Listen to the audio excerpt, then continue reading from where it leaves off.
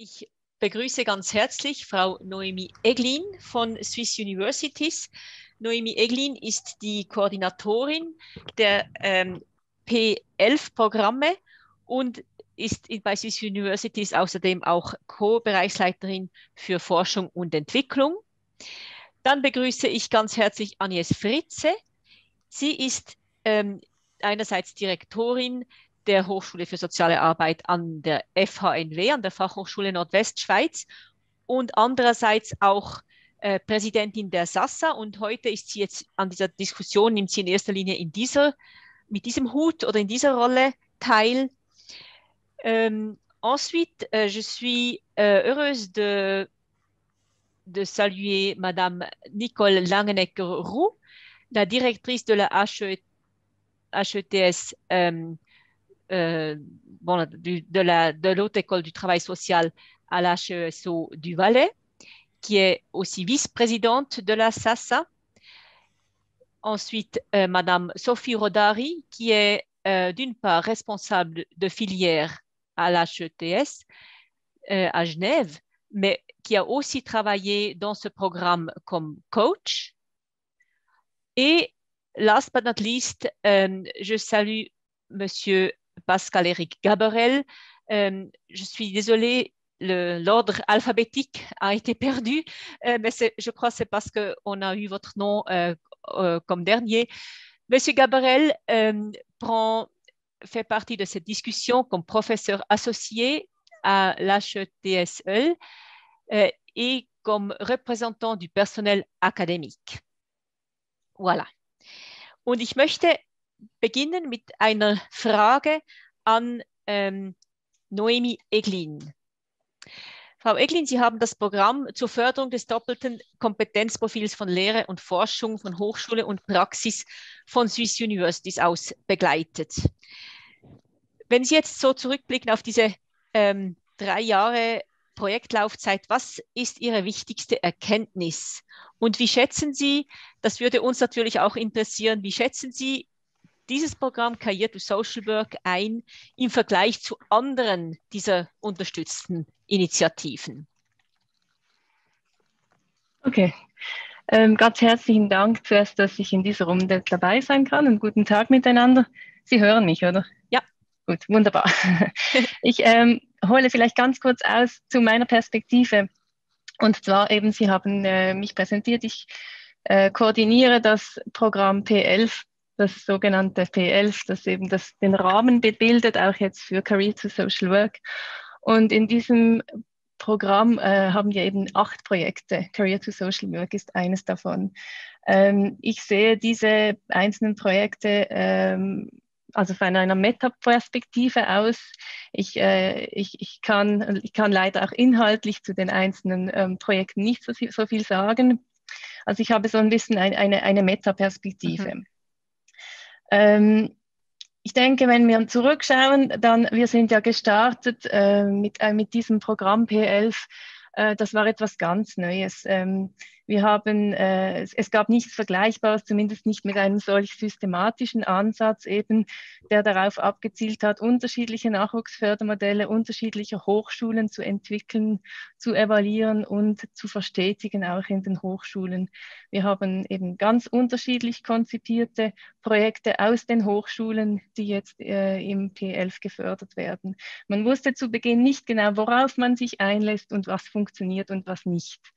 Und es ist auch so, dass der Start dieser Projekte, also dieser Pilotprogramme, dann auch ein bisschen Zeit gebraucht hat. Also das war nicht nicht einfach. Es hat in allen 8 Pilotprogrammen hat diese Startphase gedauert. Das war auch in Career to Social Work so. Und ja, jetzt mittlerweile liegen aber ganz viele Erfahrungen vor.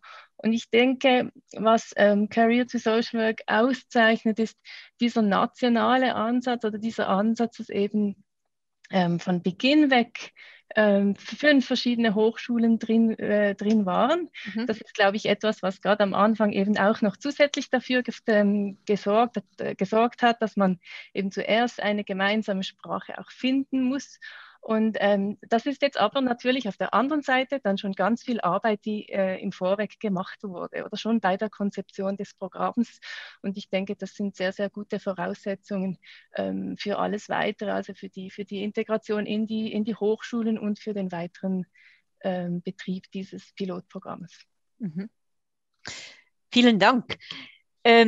J'aimerais venir à une à une école du travail social et demander à Madame Langenecker, qu'est-ce qui a changé ces dernières années en ce qui concerne le renforcement du double profil de compétences à votre haute école du travail social? Et donc, quelle mesure a-t-il été bénéfique pour la filière travail social de participer à un programme collectif au niveau national, justement ce qui a mentionné aussi Madame Egline avant, ce qui a fait aussi ce programme un peu lourd, un peu compliqué. Est-ce que vous avez l'impression que ça a été bénéfique pour l'expérience? Oui, merci. Peut-être il y a deux questions en fait dans la question. Oui, Il y a c'est la vrai. participation au programme et puis il y a aussi ce qui a changé, l'évolution au fond de la Haute École Travail Social ou de la HEC Sous-Valais lors de ces dernières années. Peut-être je vais reposer le cadre RH parce que là, on a beaucoup parlé de l'articulation théorie, pratique, enseignement, ce qui est effectivement ce qui sous-tend toutes nos réflexions. Mais il y a le cadre au fond RH qui est important dans les écoles qui peut soutenir ou entraver une relève et un développement professionnel qui permettent de bien articuler ces différents champs. Et vous dire qu'au niveau de la Haute École Travail Social valaisanne, depuis 2016, il y a eu toute une mise en place de typologie, qui demande pour l'engagement, alors là on est au niveau du recrutement, qui demande au niveau de l'engagement des futurs professeurs, professeurs assistants, associés ou éventuellement ordinaires, une expérience pratique et une expérience en recherche. Donc, on voit bien que déjà dans le cadre au fond RH, cette articulation, elle est demandée. Donc, dans l'engagement du personnel, dans les annonces, dans les différentes démarches, il y a une attention particulière qui est portée. Ce n'est pas toujours facile, hein, l'application n'est pas toujours si simple. Là, on est vraiment dans un cadre. Et puis, pour faire le lien un peu avec le projet de Career to Social Work, ce qui était intéressant, c'est de voir un peu comment se plaçait le profil d'assistant chez nous. Alors, les assistants, au fond, ils arrivent avec un bachelor, c'est vraiment leur première expérience professionnelle. On n'engage pas un assistant qui a déjà 10 ans d'expérience professionnelle.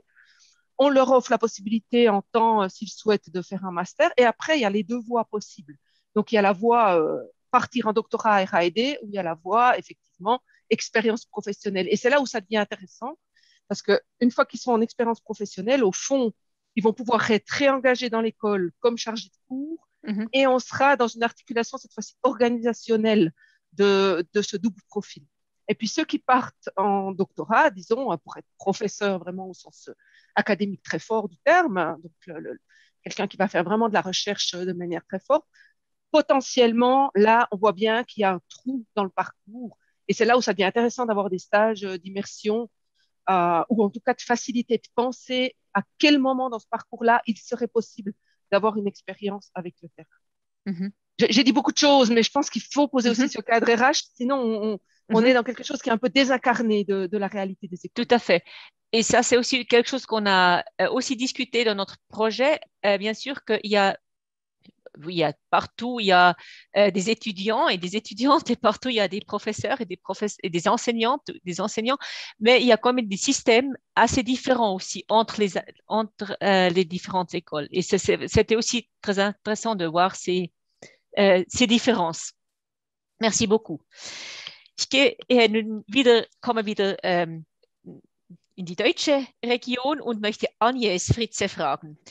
Agnes, du warst ja von der Stunde 0 bis zum Ende des Programms dabei, wenn auch in verschiedenen Rollen. Zuerst als Vertreterin der HSA bei der Gesuchsstellung der Fachhochschule Nordwestschweiz, dann als Direktorin der Hochschule für soziale Arbeit an der FHNW bei der Programmumsetzung, und seit 2020 bist du auch noch in der Funktion der Präsidentin der SASSA involviert. Und ich möchte dich jetzt speziell in Bezug auf die SASSA fragen. Welche Rolle siehst du für die SASSA bezüglich der Stärkung des doppelten Kompetenzprofils? Und was denkst du, was wird sich bezüglich dieses Fachhochschulprofils mit diesem doppelten Gesicht, mit diesem doppelten Kompetenzprofil in den nächsten 5 Jahren ändern, deiner Meinung nach? Ja, vielen Dank, Simon, für die Einführung. Du stellst eine Frage, die wir in der Form in der SASSA noch gar nicht diskutiert haben. Aber ja, was sehe ich da? Also wir haben angefangen zu diskutieren, wir haben ja auch schon angefangen im Kreise, also im Zusammenhang mit der Koordination National, diese Diskussion zu führen. In der SASSA sehe ich tatsächlich die Rolle der SASSA sehe ich tatsächlich dahingehend, das, was das sogenannte Fachhochschulprofil in Zukunft sein soll oder sein kann, für die soziale Arbeit ganz spezifisch zu diskutieren und vielleicht auch zu charakterisieren, zu konkretisieren. Und wir sind dabei in der SASSA ganz generell uns vielleicht strategisch etwas klarer auch aufzustellen. Und da sehe ich sehr wohl vor diesem Hintergrund auch die Möglichkeit, dass die SASSA hier eine klare Position bezieht, wie sie das Fachhochschulprofil, also dieses doppelte Kompetenzprofil in Zukunft rahmen oder konkretisieren wird für die soziale Arbeit. In Bezug auf das Career to Social Work, wir haben ja hier im Prinzip das ganze Spannungsfeld auf der einen Seite national und auf der anderen Seite lokal. Also national, wir treffen uns hier, wir tauschen uns aus, wir tauschen uns auch aus zwischen den Hochschulen und den Praxisorganisationen.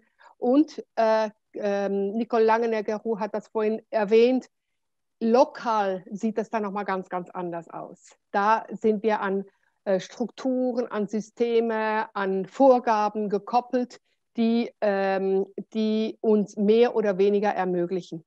Auf Ebene der SASSA, also mit der Perspektive der SASSA, setze ich eigentlich da an, was vorhin auch als Spezifikum dieses Career to Social Work hervorgehoben wurde. Und das sehe ich auch als ein Spezifikum und als einen sehr spannenden Aspekt, nämlich die nationale Dimension. Also hier im Austausch zu bleiben oder je nachdem in Zukunft sogar auch den Austausch zu ermöglichen zu diesem doppelten Kompetenzprofil, ob das dann fokussiert bleibt auf das Programm Career to Social Work oder ob ganz generell der Austausch zum Fachhochschulprofil, zum doppelten Kompetenzprofil angeregt wird und auch nicht nur der Austausch zwischen den Hochschulen, sondern weiterhin auch mit den Praxisorganisationen. Da sehe ich sehr viel Potenzial. Und ich meine auch, das ist wird eine Herausforderung bleiben, weil es womöglich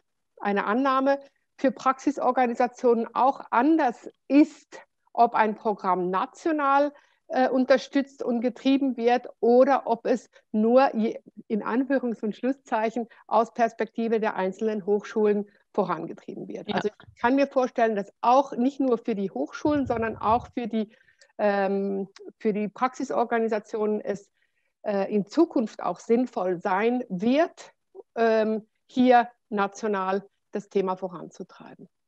Okay. Das vielleicht mal so viel. Ja, vielen Dank. Erst einmal, wir machen so eine Eintretensrunde, dass wir jedes Gesicht einmal sehen, jede Stimme einmal hören. Vielen Dank, Agnès Fritze. J'aimerais passer à Madame Rodari. Vous, Madame Rodari, vous connaissez le programme en tant que supérieure hiérarchique. Vous êtes co-responsable d'une filière, mais vous avez aussi participé au programme en tant que coach. Vous avez accompagné des participantes et des participants qui étaient en immersion et vous avez ainsi été impliqué dans d'importantes fonctions dans l'accompagnement aussi du programme ou du projet Career to Social Work. De votre expérience avec Career to Social Work, qu'allez vous emporter avec vous après? Bonjour Simone, bonjour à toutes et à tous. Merci pour votre invitation et merci de me donner l'occasion de parler au nom des coachs. Comme ça a été rappelé, hein, l'ambition du programme, c'était de faciliter les échanges entre écoles, c'était de créer des synergies aussi entre les terrains et les professionnels de nos écoles dans tous les coins de la Suisse. Alors, comme coach, j'ai eu effectivement la chance de pouvoir participer et de suivre de près plusieurs immersions en Suisse romande et au Tessin. Donc en cela, je vais conserver effectivement ce regard sur la diversité des offres d'immersion et sur la diversité aussi des réalités professionnelles auxquelles ont été confrontées les personnes qui ont tenté ces immersions. Donc là, on voit des réalités extrêmement contrastées dans toute la Suisse. Effectivement, on peut dire aussi que si ces immersions ont profité aux personnes, la question du transfert, comme ça a été abordé tout à l'heure dans la conférence, elle est une vraie question pour toutes les personnes qui ont été accompagnées, c'est-à-dire comment rendre profitable aux institutions cette expérience. Et ils sont dans des réalités très différentes, statutairement, mais aussi dans les enseignements qu'ils donnent et dans les possibilités de carrière. Donc là, il y a effectivement des enjeux locaux, et comme l'a rappelé Madame Langenhager, qui prennent place dans effectivement des réalités RH très différentes. Je pense que pour le coaching, c'était effectivement très intéressant de vivre cette expérience, mais c'est aussi une réelle difficulté d'accompagner au plus près des personnes qui sont dans des réalités très contrastées et puis forcément peut-être éloignées de celles que je connais le mieux dans le canton de Genève. Donc, effectivement, c'est aussi les limites et la complexité d'un programme national qui veut que, effectivement, on ait pu tenter cette expérience aussi large. Merci beaucoup. Monsieur Gabriel, vous n'étiez pas directement, si on peut dire ça comme ça, impliqué dans le programme. Vous n'étiez pas, faisiez pas partie de la coordination nationale. Vous n'avez pas fait d'immersion vous-même. Vous n'étiez pas coach ou un autre. Vous n'avez pas d'autres fonctions directes. Quand même, on a pensé que ce serait intéressant d'entendre quelqu'un du personnel académique dans cette discussion. Et j'aimerais vous demander quel avantage et possibilités peut amener Carrière to Social Work au développement et au profil de chercheurs et chercheuses et enseignantes et enseignants HES pour leur parcours professionnel. Et peut-être, est-ce que vous voyez aussi des limites ou des difficultés? Bien, merci, Simone. Oui, bon, une des choses que j'ai rencontrées comme enseignant et comme aussi pendant très longtemps responsable des prestations de services sur la HETSL, donc Lausanne, c'est le fait de pouvoir permettre à des gens qui sont soit des assistants d'enseignement, soit des chercheurs, des chargés de recherche, etc., de pouvoir s'investir dans des terrains. Donc vraiment de faire une immersion dans le terrain, mais à partir d'une recherche ou du développement, de modèles d'action. Et ça, c'est une chose qu'on fait très régulièrement, mais c'est vrai que c'est souvent assez difficile. Je pense que les responsables et les dirigeants de ce programme ont vu la difficulté d'intégrer, je crois que c'est pas loin d'une centaine de personnes, c'est ça, dans des terrains tout en gardant un retour à l'école, etc. Et c'est particulièrement difficile pour les gens qui ont un statut assez précaire, notamment chargés de recherche, chargés d'enseignement, qui font en même temps de la formation, qui essayent de se qualifier. Donc, je trouve très intéressant la démarche de formaliser un peu ce lien, la manière de se frotter à du terrain, à de la praxis, voire de la poésie, on peut aller jusque-là. En tout cas, d'aller voir comment ça se passe et puis d'en tirer quelque chose et d'éventuellement voir ce qu'on peut apporter dans un terrain. Donc ça, c'est effectivement, je trouve que c'est très bien. Peut-être, je dirais, s'il faut dire une limite, il faut poser une limite comme ça, moi je dirais que peut-être il faudrait réfléchir à un cadre un peu souple, avec éventuellement le coaching, comme l'avait assuré Sophie Radari et d'autres. Comment est-ce qu'on pourrait intégrer des occasions un peu qui existent en parallèle, qui font déjà partie des parcours des gens dans le programme CS2A. Donc, un peu valoriser ces parcours de formation alternée qui se font déjà de manière informelle, en allant travailler tout d'un coup 6 mois ici, en attendant la prochaine recherche ou le redémarrage des cours. Intégrer ce genre de choses dans la démarche Career to Work, quoi. C'est un peu l'idée que là, ça serait éventuellement de faciliter, trouver des moyens pour faciliter un petit peu l'intégration de ce genre de parcours, alors qu'ils sont généralement plutôt vus comme négatifs. Ouais, t'as pas réussi à l'école, alors t'es retourné travailler, t'es retourné faire du travail social. Alors qu'au contraire, je veux dire, aller devenir responsable d'un chef de projet de développement dans une institution, c'est clairement un plus pour quelqu'un qui va ensuite enseigner la gestion de projet ou expliquer aux étudiants comment mettre en place telle ou telle action. Et voilà, donc ça serait un peu ma remarque et la limite que je verrais, enfin la limite actuelle que je verrais qu'on pourrait peut-être faire sauter. Merci beaucoup. Vielleicht möchte da jemand gerade ergänzen zu diesem Punkt, weil das ist ja einer der Fragen, die wir auch im Hinblick auf die Zukunft jetzt, nicht des Programms, weil das Programm geht zu Ende, aber des doppelten Kompetenzprofils und seiner Ziele auch diskutiert haben. Diese etwas offenere oder weichere Definition quasi. Und so wie ich Sie verstanden habe, Herr Gabriel, sagen Sie, es ist im Moment wird es eher als negativ gesehen, wenn jemand in die Praxis, oder es kann negativ gesehen werden, wenn jemand in die Praxis geht. Das wäre wahrscheinlich auch schon eine interessante Diskussion, auch im Hinblick auf unser Referat, das wir gehört haben, aber auch, vielleicht möchte da jemand reagieren von Ihnen oder auch jemand aus dem Publikum. Oui, c'est effectivement c'est un jugement qu'on entend parfois en disant mais qu'est-ce que tu vas faire au service social de la ville de Lausanne alors que tu as donc échoué dans ta carrière académique HES.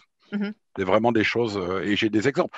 En même temps, c'est un endroit, c'est une position de pouvoir être dans la HES et en lien avec différents terrains, institutions, organisations, etc., qui font que, par exemple, on a fait une petite étude des gens qui sont sortis du laboratoire de recherche en santé sociale de la HETSL et on retrouve des gens à tous les niveaux, c'est-à-dire qu'on a des gens qui sont dans des responsables à la Cour des comptes, on a des gens qui sont responsables de services importants, etc. Mais ils ont cette double, ce double profil qui est aussi valorisable. Oui. Dans la pratique. Oui, absolument. Très fortement. Oui. Madame Joëlle Libois. Oui, bonjour. Bonjour. Je voulais juste rebondir sur ce que disait M. Gabriel, parce que s'il y a effectivement parfois cette dévalorisation, il y a dans la réalité, ce qu'on a pu voir en tout cas sur Genève, c'est une valorisation très forte, puisqu'on a aussi fait comme à Lausanne une petite étude sur les parcours et les sorties de parcours finalement, plutôt du corps intermédiaire, mais intermédiaire supérieur, adjoint scientifique.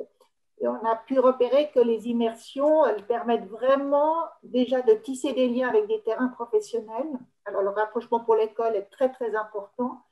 Et par la suite, des engagements aussi dans des postes, par exemple, plutôt de cadre ou de responsabilité, ce qui est quand même des débouchés professionnels tout à fait intéressants et qui peuvent permettre par la suite, au bout de 4-5 ans, de revenir aussi dans la recherche. Donc, on est vraiment dans ces allers-retours. Dans tous les cas, pour nous, je dirais plutôt avec les grandes institutions, ça a été des programmes extrêmement valorisés pour les professionnels qui ont eu la chance de suivre les programmes et pour les institutions qui demandent à poursuivre d'ailleurs. On va devoir réfléchir à quelle mise en place pour poursuivre. Merci beaucoup. Die nächste Frage schließt ein bisschen an dieses Thema an. Und zwar möchte ich Sie fragen, die Frage geht an alle Diskussionsrunden-Teilnehmenden und es dürfen auch verschiedene antworten. Das Programm hatte ja auch als eines seiner Ziele war die Nachwuchsförderung für die Hochschulen der sozialen Arbeit. Und was denken Sie, inwieweit hat das Programm dieses Ziel erreicht, Ihrer Meinung nach? Wer möchte dazu etwas sagen?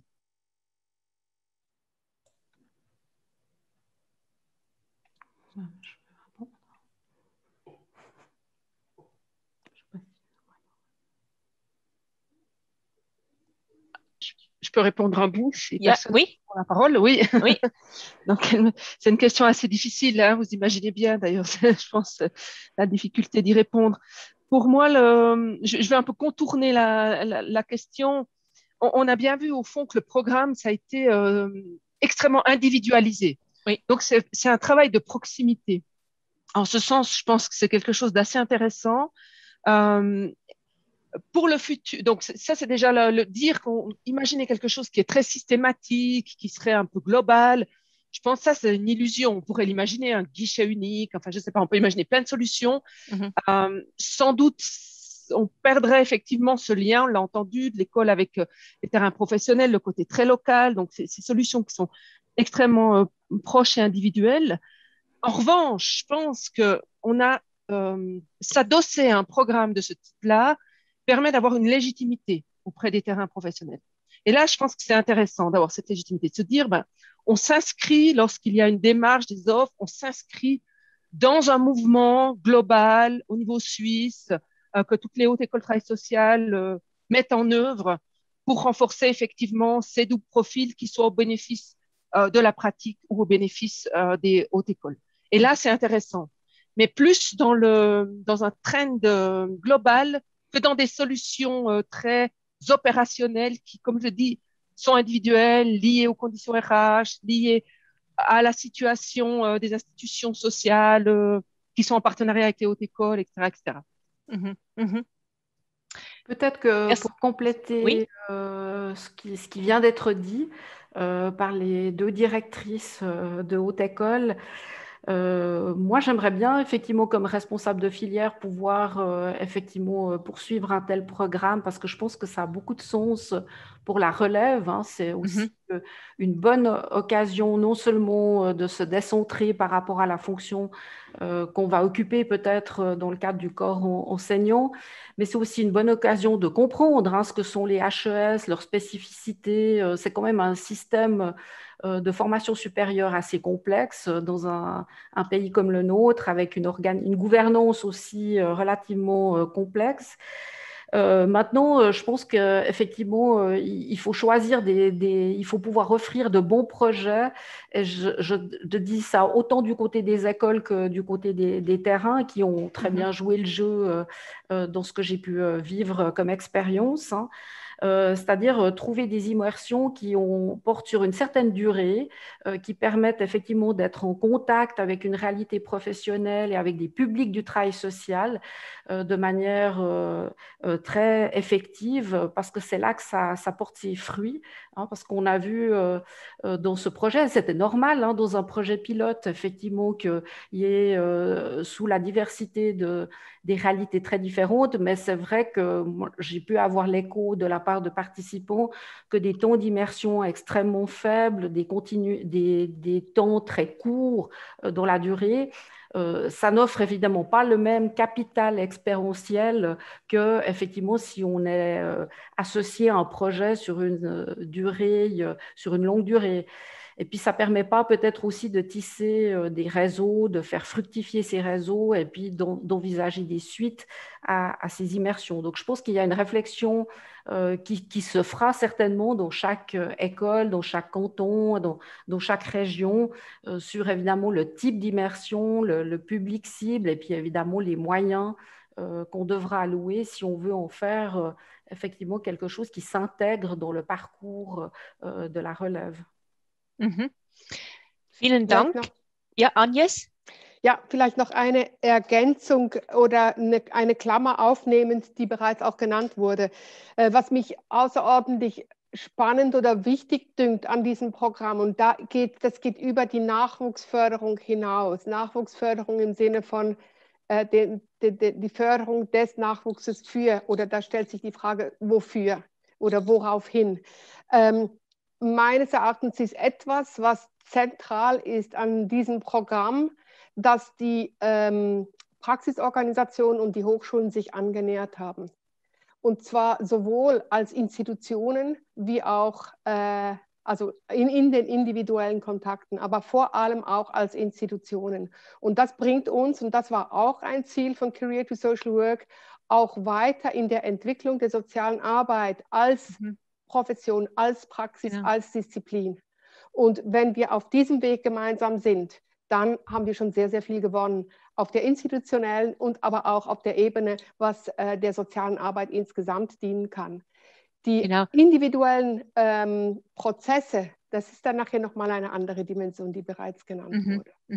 Ja, und auch, dass überhaupt dieses ganze Kompetenzprofil eben auch gemeinsam formuliert überhaupt wird von den Hochschulen und der Praxis. Genau. Angélique Felle, bitte.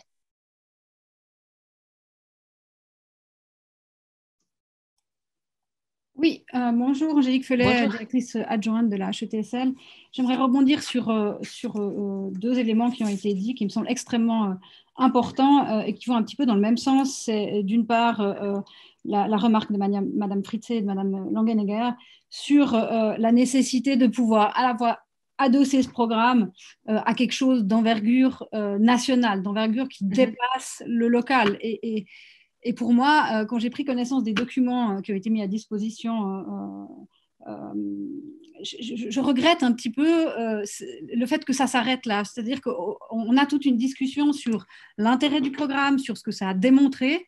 Et finalement, si la main est laissée aux hautes écoles, alors évidemment, les hautes écoles sont les agents de ces solutions locales sur la construction des immersions, l'utilisation un petit peu des liens avec leurs partenaires privilégiés pour organiser ces immersions.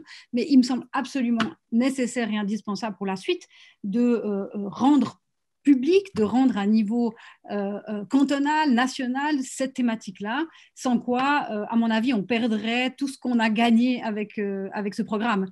Et là, je trouverais vraiment dommage. Après, il y a aussi la question des financements, de la poursuite de ce type de mesures. Et puis, voilà, je pense que c'est aussi un enjeu à ce niveau-là, même si j'imagine, en tout cas, je le vois chez nous, dans une autre école, je pense qu'on a vraiment envie de poursuivre la réflexion, d'imaginer des outils internes pour poursuivre et que dans ces solutions individuelles, ce n'est pas 10 immersions par année qu'on va pouvoir imaginer.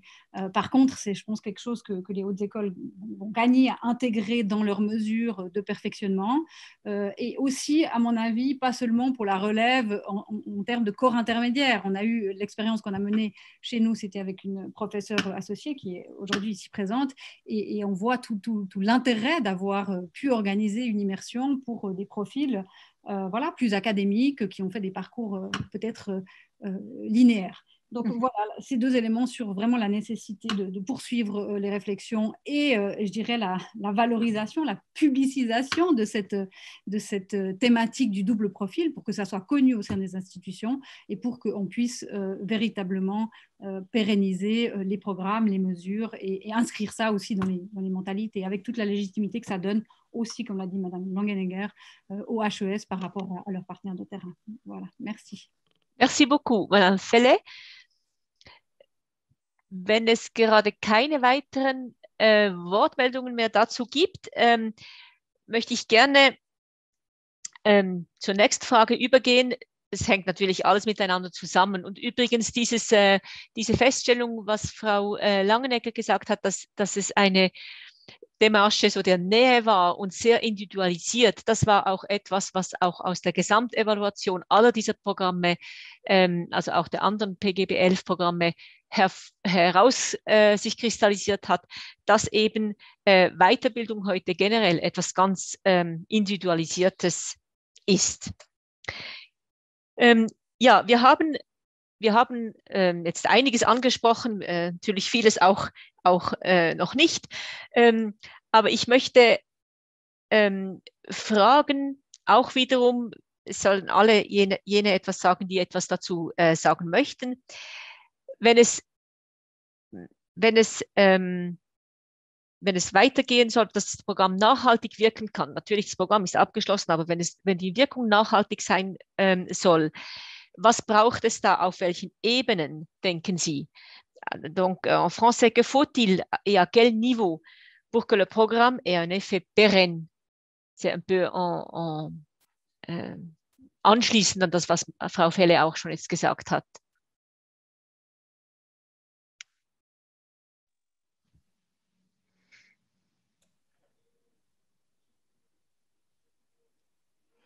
Ich kann mich sonst vielleicht zu Wort melden. Ja? Ich weiß gar nicht, kann man bei Zoom aufstrecken? Ich habe das eigentlich nicht Man kann die gefunden. Hand heben, aber das Problem ist, ich sehe es dann nicht immer und es ist also ganz gut, wenn Sie einfach sprechen. Okay, Ja, wunderbar. Ja, ich kann natürlich nicht auf Ebene des Creative Social Work etwas sagen, sondern vielmehr über die Erfolgsfaktoren allgemein, die wir ja im PL versucht haben zu eruieren. Ja, Sie haben auch schon ganz viel angesprochen dazu. Ich denke, was ganz, ganz wichtig ist einfach das Commitment. Das Commitment sowohl der Institution, Hochschule, wie auch der Praxispartner. Ich glaube, ja, hier ist das Career to Social Work auf sehr gutem Weg, aber das einfach ein Bewusstsein, also das von der Bedeutung dieses Programms von allen Seiten und auch eine ganzheitliche Herangehensweise. Wir haben es kurz vorher gehört, auch Thema, eben, bleibt jemand an der Hochschule, geht er wieder weg, geht er in die Praxis, kommt er vielleicht zurück. Eine Perspektive, dass es einen ganzheitlichen Ansatz braucht, also nicht, dass eine Person verloren ist fürs eine oder andere System, sondern dass es schlussendlich um Brückenschläge geht. Ich denke, das ist ganz, ganz wichtig. Und dann, was auch schon gesagt wurde von Nicole Langenegger, das ist, dass diese Maßnahmen oder diese Förderinstrumente wirklich etabliert oder in den Institutionen eigentlich in die Institutionen reinpassen als Personalentwicklungsinstrumente. Also das ist eine ganz, ganz wichtige Voraussetzung. Es hilft ja auch dann, dass man Karrieren auch visualisieren kann, dass die Leute dann auch wissen, eben welche Wege gibt es. Und dann schlussendlich, aber ich denke, das ist der schwierigste Punkt, das ist so ein bisschen eine Balance zwischen Individualisierung und Standardisierung. Eben, wir haben es gehört, das ist nicht nur bei diesem Pilotprogramm so, das ist in allen 8 Pilotprogrammen die Feststellung, dass es eben sehr, sehr viel Arbeit auf Ebene der einzelnen Personen braucht. Und natürlich braucht es da auch eine gewisse Standardisierung, denke ich jetzt zumindest von den Prozessen, von den Abläufen her, dass man das handhaben kann. Ja. Vielen Dank. Entschuldigung, das ist noch ein bisschen früh. Oh. Entschuldigung. Ich möchte gerne in die Schlussrunde kommen von der Diskussion. Und zwar möchte ich Sie gerne der Reihe nach fragen, worauf sind Sie besonders stolz in diesem Programm?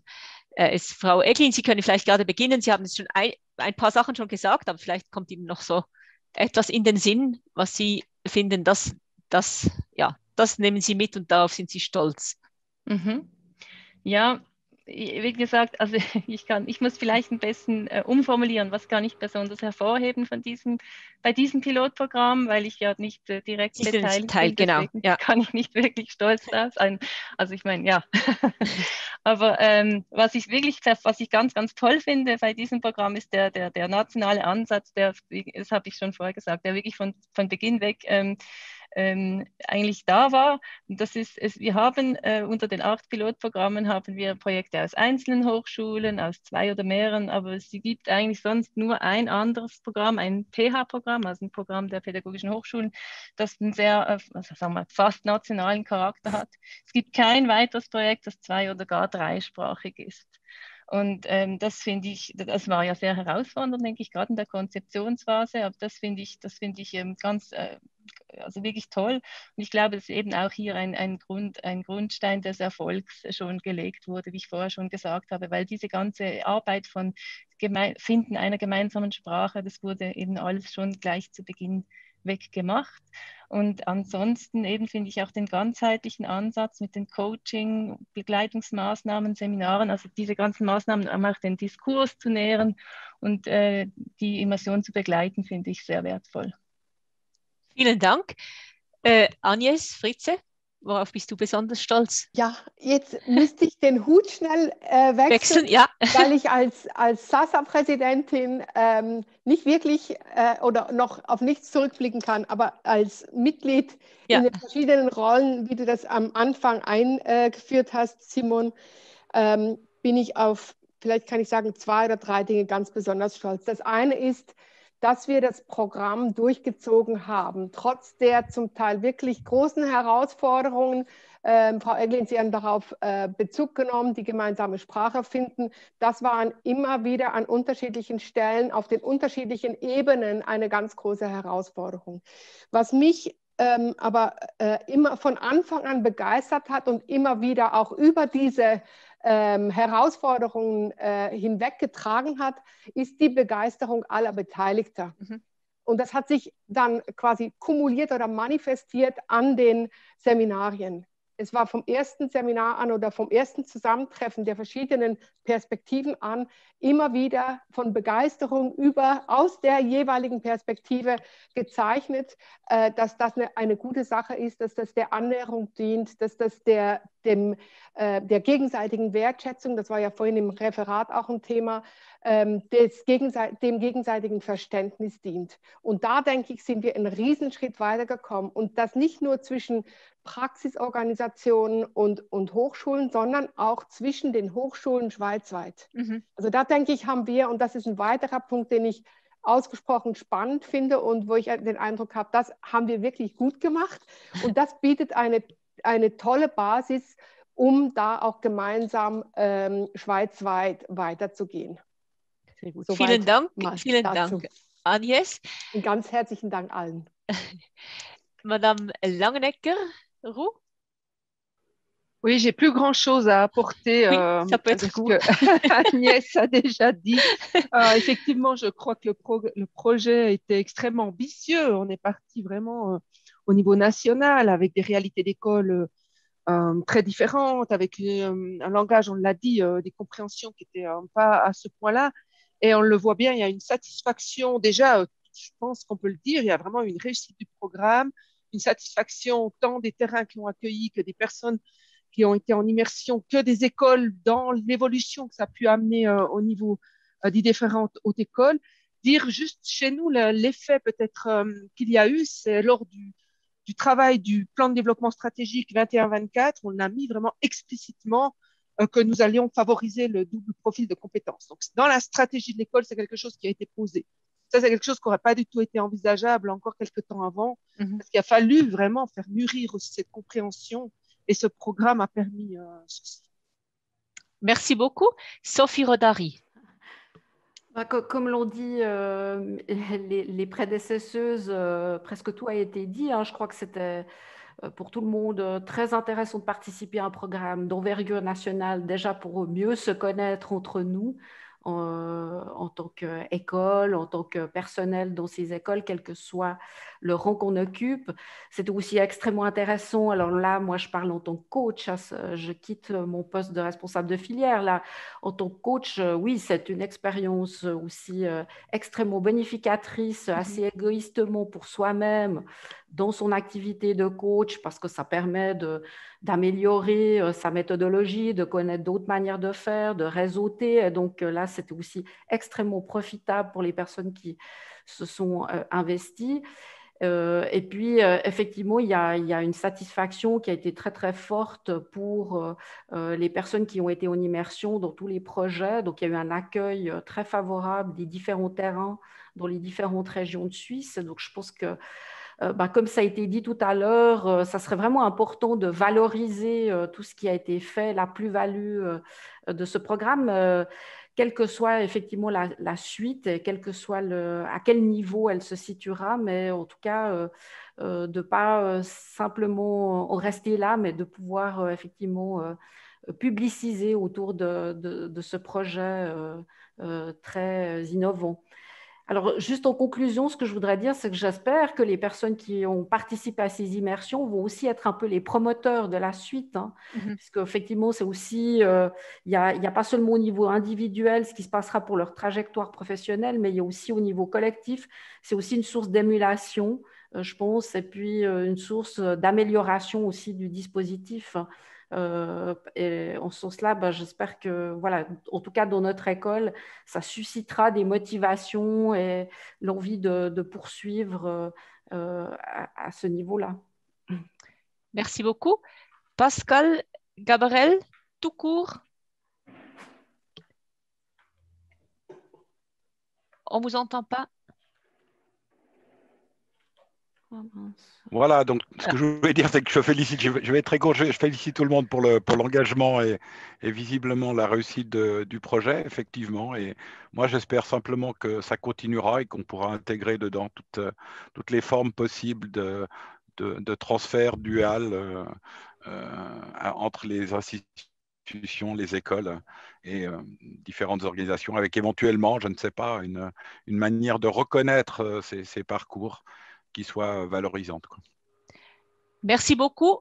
Alors, c'est l'heure de la pause. On se retrouve ici pour la prochaine séance à 3h20, dans 5 minutes. OK? À bientôt.